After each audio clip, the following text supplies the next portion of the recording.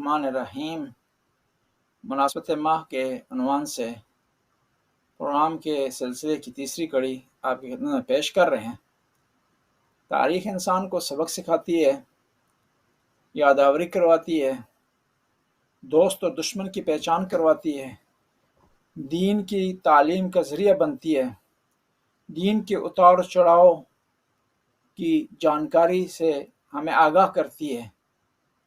تاریخ کو پڑھنا چاہیے، مطالعہ کرنا چاہیے، اس کو سمجھنا چاہیے، اس کی صحت و سقم کے بارے میں جاننا چاہیے، اور پھر اس سے حاصل شدہ نکات کو اپنی زندگی میں لاگو کرنا چاہیے۔